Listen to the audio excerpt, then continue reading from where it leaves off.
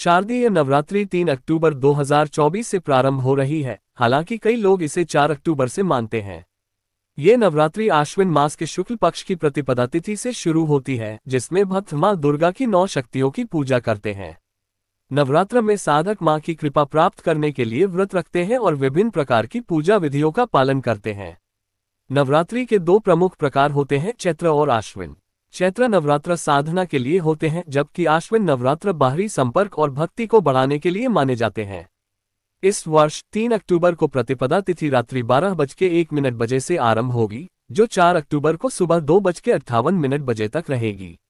इस प्रकार नवरात्र मनाने का उचित दिन 3 अक्टूबर होगा। कलश स्थापना का मुहूर्त भी 3 अक्टूबर को ही है, जिसमें सुबह 6:15 से 7:02 बजे तक एक मुहूर्त और दिन में 11:46 से 12:33 बजे तक अभिजीत मुहूर्त उपलब्ध रहेगा। कलश स्थापना की विधि में सबसे पहले एक सूखा नारियल लेना होगा, जिसे लाल कपड़े में लपेटा जाता है। कलश पर स्वास्तिक बनाना महत्वपूर्ण है, जिससे मां दुर्गा का आशीर्वाद प्राप्त करने की भावना व्यक्त होती है। यह मान्यता है कि कलश के मुख में विष्णु और कंठ में रुद्र के देवताओं का वास होता है। स्वास्तिक और कलावा बांधने का उद्देश्य पूजन में पवित्रता और शक्ति का संचार करना है।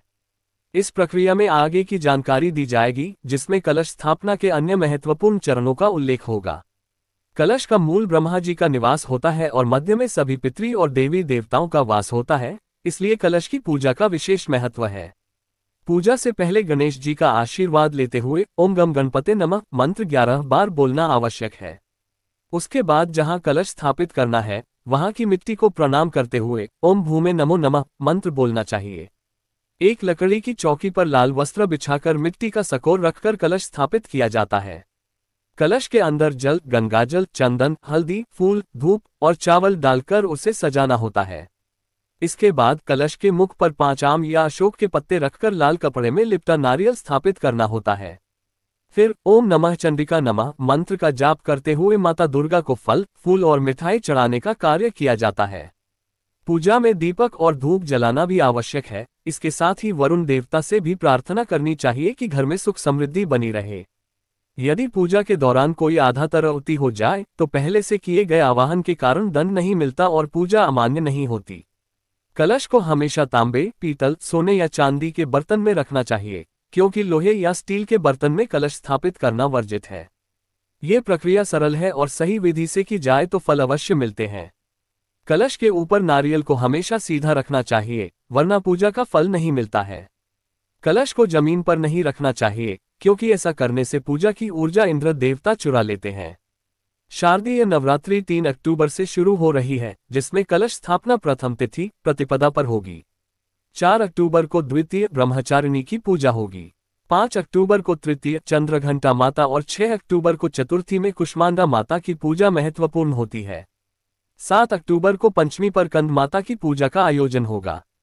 8 अक्टूबर को षष्ठी में कात्यायनी माता की पूजा से विशेष लाभ हो सकता है, खासकर कुंवारे युवाओं के लिए। 9 अक्टूबर को सप्तमी पर कालरात्रि की पूजा नकारात्मक ऊर्जाओं से मुक्ति दिलाने में सहायक होती है। 10 अक्टूबर को अष्टमी पर सिद्धिदात्री माता की पूजा कलाकारों द्वारा की जाती है, जो सफलता की प्राप्ति के लिए होती है। 11 अक्टूबर को नवमी की पूजा महागौरी से की जाएगी, जिसे बिजनेसमैन द्वारा धन लाभ के लिए किया जाता है। अंत में 12 अक्टूबर को विजयादशमी है, जब दुर्गा की प्रतिमा का विसर्जन किया जाता है, जो इस पर्व का समापन करता है। ये कार्यक्रम नवरात्रि के अनुष्ठान का एक महत्वपूर्ण हिस्सा है, जिसका उद्देश्य भक्तों में श्रद्धा और समर्पण को बढ़ावा देना है।